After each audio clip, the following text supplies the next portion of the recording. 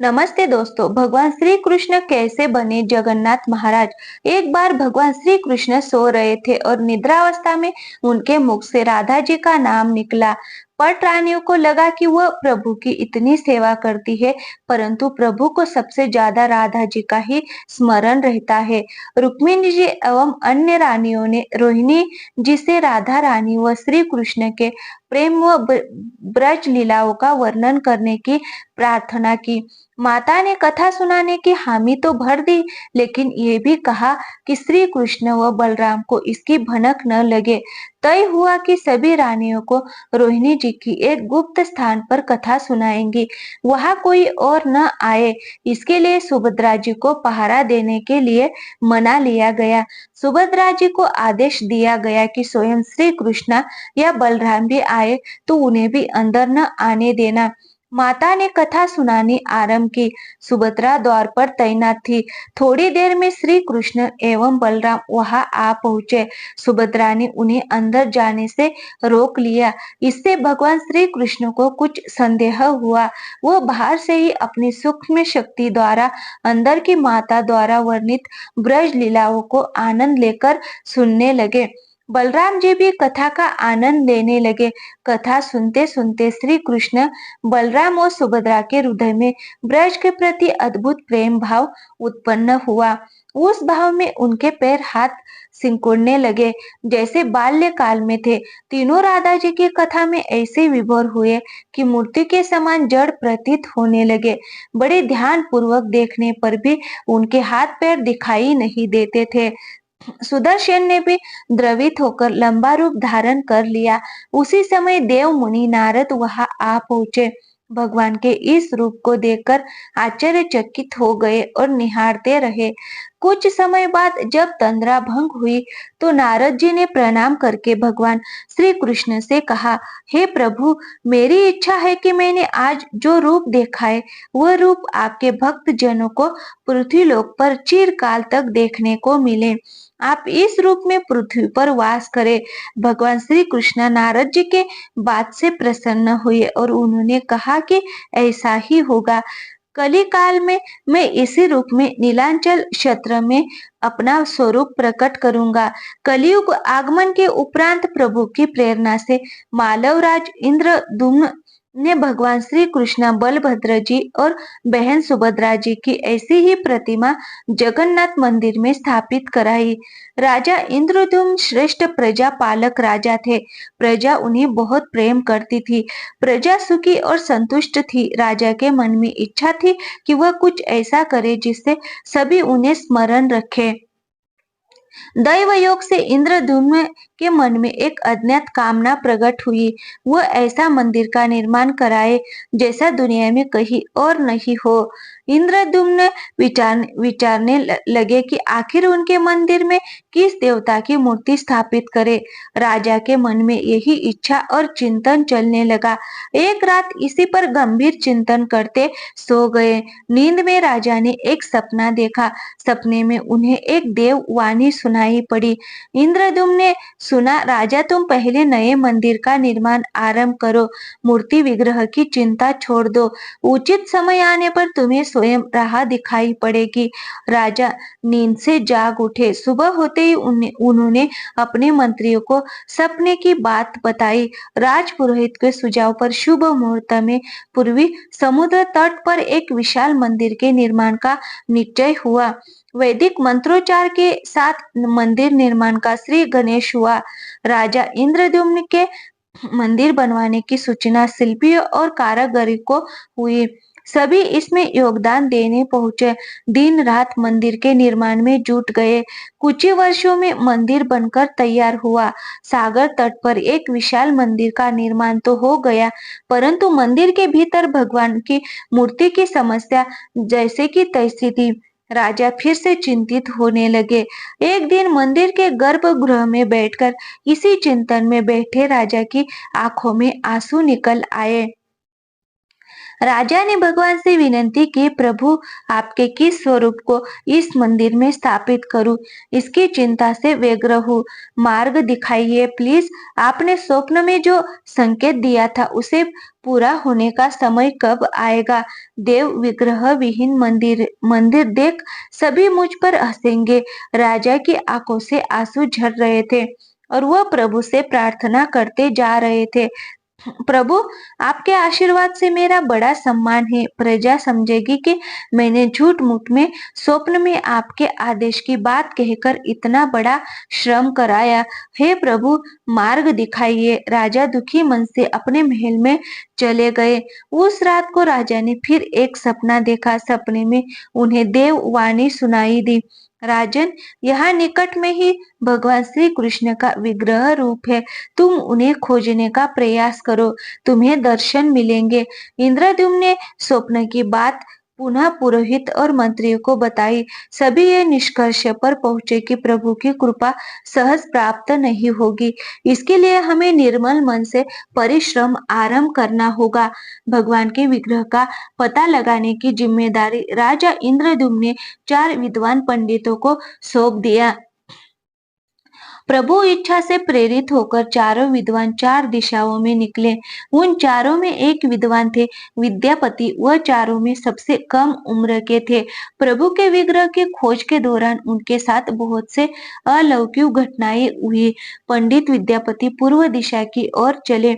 कुछ आगे चलने के बाद विद्यापति उत्तर की ओर मुड़े तो उन्हें एक जंगल दिखाई दिया। वन भयानक था। विद्यापति भगवान श्री कृष्ण के उपासक थे। उन्होंने श्री कृष्ण का स्मरण किया और राह दिखाने की प्रार्थना की। भगवान श्री कृष्ण की प्रेरणा से उन्हें राह दिखने लगी। प्रभु का नाम लेते वो वन में चले जा रहे थे। जंगल के मध्य उन्हें एक पर्वत दिखाई दिया। पर्वत के वृक्ष से संगीत की ध्वनि सा सुरम में गीत सुनाई पड़ रहा था। विद्यापति संगीत के जानकार थे। उन्हें वहां मृदुंग, बंसी और करताल की मिश्रित ध्वनि सुनाई दे रही थी। ये संगीत उन्हें दिव्य लंगा संगीत की लहराओं को खोजते विद्यापति आगे बढ़ चले। वह जल्दी ही पहाड़ी की चोटी पर पहुंच गए। पहाड़ की दूसरी ओर उन्हें एक सुंदर घाटी दिखी जहां भील नृत्य कर रहे थे। विद्यापति उस दृश्य को देखकर मंत्र मुग्ध थे। सफर के कारण थके थे पर संगीत से थकान मिट गई और उन्हें नींद आने लगे। अचानक एक वाघ की गर्जना सुनकर विद्यापति घबरा उठे। बाघ उनकी ओर दौड़ता आ रहा था। बाघ को देखकर विद्यापति घबरा गए और बेहोश होकर गिर पड़े। वाघ विद्यापति पर आक्रमण करने ही वाला था कि तभी एक स्त्री ने वाघ को पुकारा। वाघ उस आवाज को सुनकर वाघ मौन खड़ा हो गया। स्त्री ने उसे लौटने का आदेश दिया तो वाघ लौट पड़ा। वाघ उस स्त्री के पैरों के पास ऐसे लौटने लगा जैसे कोई बिल्ली पुचकार सुनकर खेलने लगती है। युवती वाघ की पीठ को प्यार से थपथपाने लगी और वाघ स्नेह से लौटता रहा। वह स्त्री वहां मौजूद स्त्रियों में से सर्वाधिक सुंदर थी। वह भीलों के राजा विश्वासु की एकलौती पुत्री ललिता थी। ललिता ने अपनी सेविकाओं को अचत विद्यापति की देखभाल के लिए भेजा। सेविकाओं ने झरने से जल लेकर विद्यापति पर छिड़का। कुछ देर बाद विद्यापति की चेतना लौटी। उन्हें जल पिलाया गया। विद्यापति ये सब देखकर कुछ आश्चर्य में थे। ललिता विद्यापति के पास आई और पूछा, आप कौन हैं और भयानक जानवरों से भी भरे इस वन में आप कैसे पहुंचे? आपके आने का प्रयोजन बताइए ताकि मैं आपकी सहायता कर सकूं। विद्यापति के मन से वाघ का भय पूरी तरह से गया नहीं था। ललिता ने ये बात भाप ली और उन्हें सांत्वना देते हुए कहा, विप्रवर आप मेरे साथ चले। जब आप स्वस्थ हो तब अपने लक्ष्य की ओर प्रस्थान करें। विद्यापति ललिता के पीछे पीछे उनकी बस्ती की तरफ चल दिए। विद्यापति भीलों के राजा विश्वावसु से मिले और उन्हें अपना परिचय दिया। विश्वावसु विद्यापति जैसे विद्वान से मिलकर बड़े प्रसन्न हुए। विश्वा वसु के अनुरोध पर विद्यापति कुछ दिन वहां अतिथि बनकर रुके। वह भीलों को धर्म और ज्ञान का उपदेश देने लगे। उनके उपदेशों को विश्वावसु तथा ललिता बड़ी रुचि के साथ सुनते थे। ललिता के मन में विद्यापति के लिए अनुराग पैदा हो गया। विद्यापति ने भी भाप लिया कि ललिता जैसी सुंदरी को उनसे प्रेम हो गया है, किंतु विद्यापति एक बड़े कार्य के लिए निकले थे। अचानक एक दिन विद्यापति बीमार हो गए। ललिता ने उसकी सेवा की। इससे विद्यापति के मन में भी ललिता के प्रति प्रेम भाव पैदा हो गया। विश्वावसु ने प्रस्ताव रखा कि विद्यापति ललिता से विवाह कर ले। विद्यापति ने इसे स्वीकार कर लिया। कुछ दिन दोनों के सुखमय बीते। ललिता से विवाह करके विद्यापति बहुत प्रसन्न तो था, पर जिस महत्वपूर्ण कार्य के लिए वह आए थे वह अधूरा था। यही चिंता उन्हें बार बार सताती थी। इसी बीच विद्यापति को एक विशेष बात पता चली। विश्वावसु हर रोज सवेरे उठकर कहीं चला जाता था और सूर्योदय के बाद ही लौटता था। कितनी भी विकट स्थिति हो, उसका ये नियम कभी नहीं टूटता था। विश्वावसु के इस व्रत पर विद्यापति को आश्चर्य हुआ। उनके मन में इस रहस्य को जानने की इच्छा हुई कि आखिर विश्वावसु जाता कहाँ है। एक दिन विद्यापति ने ललिता से इस संबंध में पूछा। ललिता ये सुनकर सहम गई। विद्यापति ने ललिता से उसके पिता द्वारा प्रतिदिन सुबह किसी अज्ञात स्थान पर जाने और सूर्योदय के पूर्व लौट आने का रहस्य पूछा। वसु का नेम किसी हाल में नहीं टूटता था, चाहे कितनी भी विकट परिस्थिति हो। ललिता के सामने धर्म संकट आ गया।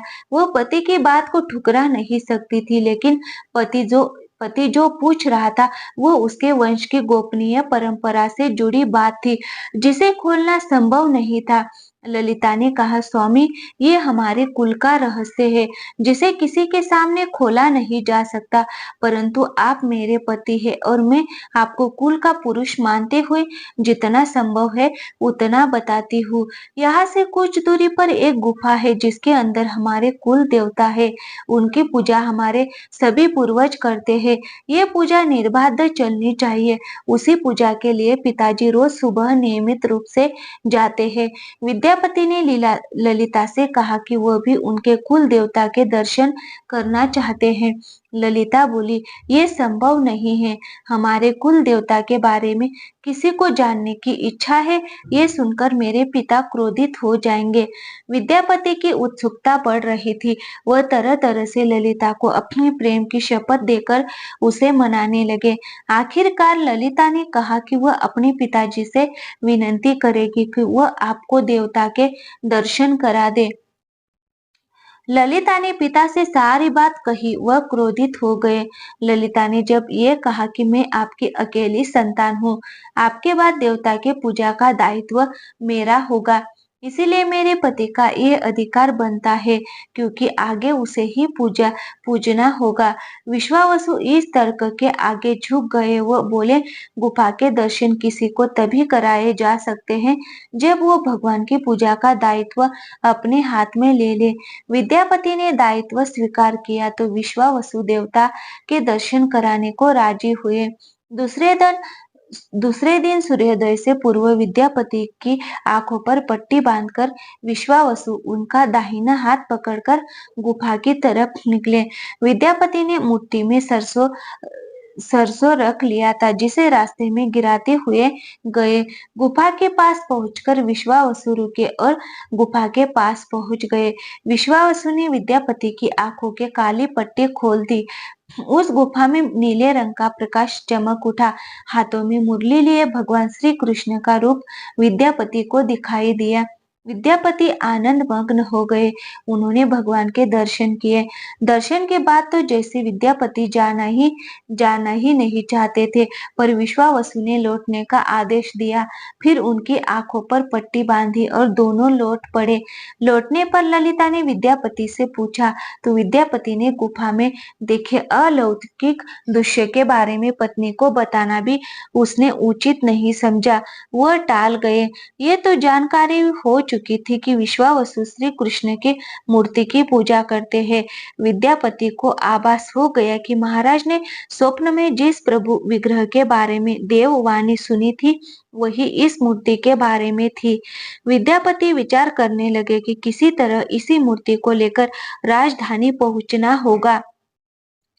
वह एक तरफ तो गुफा से मूर्ति को लेकर जाने की सोच रहे थे, तो वही दूसरी तरफ भीलराज और पत्नी के साथ विश्वासघात के विचार से उनका मन व्यतीत हो रहा था। विद्यापति धर्म अधर्म के बारे में सोचते रहे। फिर विचार आया कि यदि विश्वावसु ने सचमुच उस पर विश्वास किया होता, तो आंखों पर पट्टी बांधकर गुफा तक नहीं ले जाता। इसीलिए उसके साथ विश्वासघात का प्रश्न नहीं उठता। उसने गुफा से मूर्ति चुराने का मन बना लिया। विद्यापति ने ललिता से कहा कि वह अपने माता-पिता के दर्शन करने के लिए जाना चाहता है। वो उसे लेकर परेशान होंगे। ललिता भी साथ चलने को तैयार हुई, तो विद्यापति ने यह कहकर समझा लिया कि वह शीघ्र ही लौटेगा, तो उसे भी लेकर जाएगा।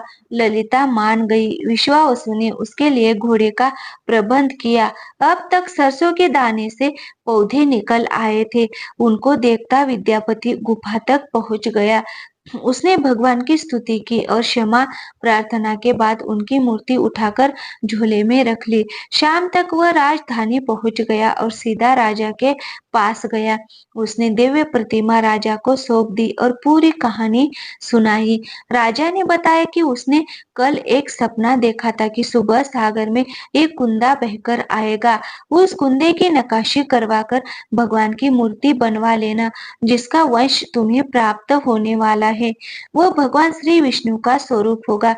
तुम जिस मूर्ति को लाए हो, वो भी भगवान विष्णु का अंश है। दोनों आश्वस्त थे कि उनकी तलाश पूरी हो गई। राजा ने कहा कि जब भगवान द्वारा भेजी लकड़ी से हम इस प्रतिमा का बड़ा स्वरूप बनवा लेंगे, तब तुम अपने ससुर से मिलकर उन्हें मूर्ति वापस कर देना। उनके कुल देवता का इतना बड़ा विग्रह एक भव्य मंदिर में स्थापित देखकर उन्हें खुशी ही होगी। दूसरे दिन सूर्योदय से पूर्व राजा विद्यापति तथा मंत्रियों को लेकर सागर तट पर पहुंचा। स्वप्न के अनुसार एक बड़ा कुंदा पानी में बहकर आ रहा था। सभी उसे देखकर प्रसन्न हुए। कई नावों पर बैठकर राजा के सेवक उस कुंदे को खींचने पहुंचे। मोटी मोटी रस्सियों से कुंदे को बांधकर खींचा जाने लगा, लेकिन कुंदा टस से मस नहीं हुआ और लोग भेजे गए, लेकिन सैकड़ों लोग और नावों का प्रयोग करके कुंदे को हिलाया तक नहीं जा सका। राजा का मन उदास हो गया। सेनापति ने एक लंबी सेना कुंदे को खींचने के लिए भेज दी। सारे सागर में सैनिक नजर आने लगे, लेकिन सभी मिलकर कुंदे को अपने स्थान से हिला तक न सके। सुबह से रात हो गई। अचानक राजा ने काम रोकने का आदेश दिया। उसने विद्यापति को अकेले में ले जाकर कहा कि वह समस्या का कारण जान गया है। राजा के चेहरे पर संतोष के भाव थे। राजा के विद्यापति को गोपनीय रूप से कही चलने की बात कही। राजा इंद्रद्युम्न ने कहा कि अब भगवान का विग्रह बन जाएगा, बस एक काम करना होगा। राजा इंद्रद्युम्न को भगवान की प्रेरणा से समझ में आने लगा कि आखिर प्रभु के विग्रह के लिए जो लकड़ी का कुंदा पानी में बहकर आया हो, वह हिल डुल भी क्यों नहीं रहा है। राजा ने विद्यापति को बुलाया और कहा, तुम जिस दिव्य मूर्ति को अपने साथ लाए हो, उसकी अब तक जो पूजा करता आया था, उसे तुरंत भेंट करके क्षमा मांगनी होगी। बिना उसके स्पर्श किए ये कुंदा आगे नहीं बढ़ सकेगा। राजा इंद्रद्युम्न और विद्यापति विश्वावसु से मिलने पहुंचे। राजा ने पर्वत की चोटी से जंगल को देखा तो उसकी सुंदरता को देखता ही रह गया। दोनों भीलों की बस्ती की ओर चुपचाप चलते रहे। इधर विश्वावसु अपने नियमित दिनचर्या के हिसाब से गुफा में अपने कुल देवता की पूजा के लिए चले गए। वहां प्रभु की मूर्ति गायब देखी तो वह समझ गए कि उनके दामाद ने ही ये छल किया है। विश्वावसु लौटे और ललिता को सारी बात सुना दी। विश्वावसु पीड़ा से भरा घर के आंगन में पछाड़ खाकर गिर गए।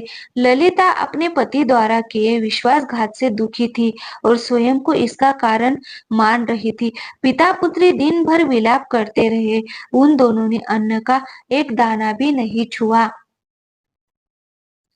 अगली सुबह विश्वावसु उठे और सदा की तरह अपनी दिनचर्या का पालन करते हुए गुफा की तरफ बढ़ निकले। वो जानते थे कि प्रभु का विग्रह वहां नहीं है, फिर भी उनके पैर गुफा की ओर खींचे चले जाते थे।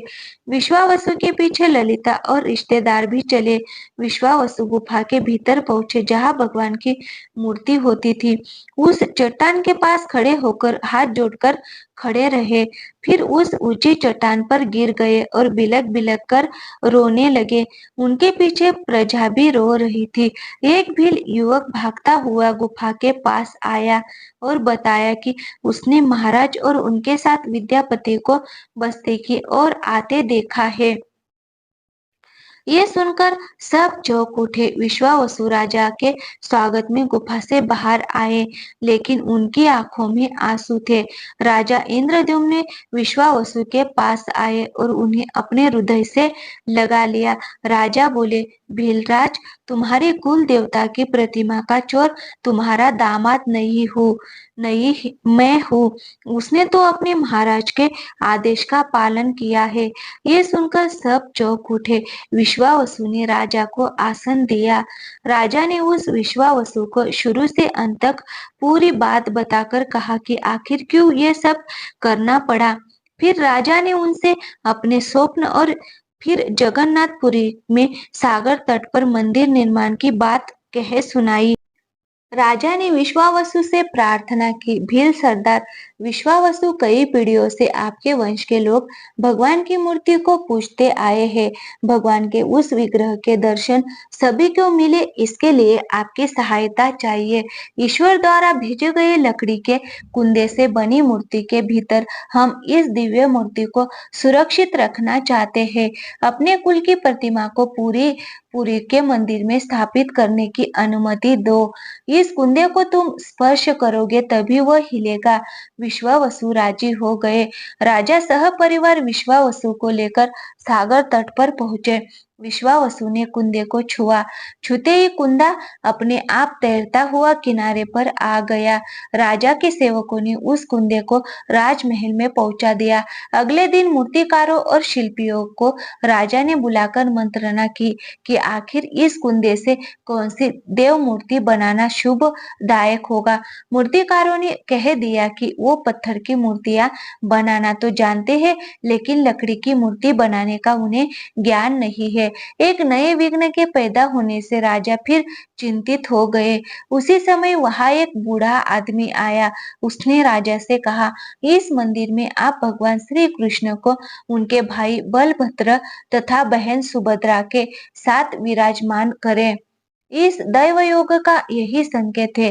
राजा को उस बूढ़े व्यक्ति की बात से सांत्वना तो मिली, लेकिन समस्या ये थी कि आखिर मूर्ति कैसे बने। उस बूढ़े ने कहा कि मैं इस कला में कुशल हूँ, मैं इस पवित्र कार्य को पूरा करूंगा और मूर्तियां बनाऊंगा, पर मेरी एक शर्त है। राजा प्रसन्न हो गए और उनकी शर्त पूछी। बूढ़े शिल्पकार ने कहा, मैं भगवान की मूर्ति के निर्माण का काम एकांत में करूंगा। मैं ये काम बंद कमरे में करूंगा। कार्य पूरा करने के बाद मैं स्वयं दरवाजा खोलकर बाहर आऊंगा। इस बीच कोई मुझे नहीं बुलाएगा। राजा सहमत तो थे, लेकिन उन्हें एक चिंता हुई और बोले, यदि कोई आपके पास नहीं आएगा तो ऐसी हालत में आपके खाने पीने की व्यवस्था कैसे होगी। शिल्पी ने कहा, जब तक मेरा काम पूर्ण नहीं होता मैं कुछ खाता पीता नहीं हूँ। राज मंदिर के एक विशाल कक्ष में उस बूढ़े शिल्पी ने स्वयं को 21 दिनों के लिए बंद कर लिया और काम शुरू कर दिया। भीतर से आवाजें आती थी। महारानी गुंडीचा देवी दरवाजे से कान लगाकर अक्सर छेनी हथौड़े के चलने की आवाजें सुना करती थी।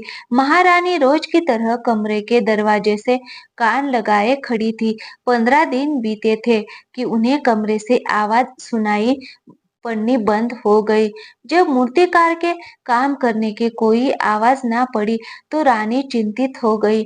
उन्हें लगा कि वृद्ध आदमी है, खाता पीता भी नहीं, कहीं उसके साथ कुछ अनिष्ट न हो गया हो। व्याकुल होकर रानी ने दरवाजे को धक्का देकर खोला और भीतर झांक कर देखा।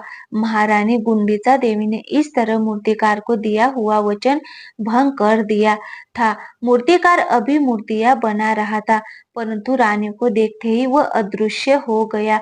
मूर्ति निर्माण का कार्य अभी तक पूरा नहीं हुआ था। हाथ पैर का निर्माण पूर्ण नहीं हुआ था। रुद्र शिल्पकार के रूप में स्वयं देवताओं के शिल्पी भगवान विश्वकर्मा आए थे। उनके अदृश्य होते ही मूर्तियां अधूरी ही रह गई। इसी कारण आज भी ये मूर्तियां वैसी ही है। उन प्रतिमाओं को ही मंदिर में स्थापित कराया गया। कहते हैं विश्वावसु संभवत उस जरा बहलिए का वंशज था, जिसने अनजाने में भगवान कृष्ण की हत्या कर दी थी। विश्वावसु शायद भगवान श्री कृष्ण के पवित्र अवशेषों की पूजा करता था। ये अवशेष मूर्तियों में छिपाकर रखे गए थे।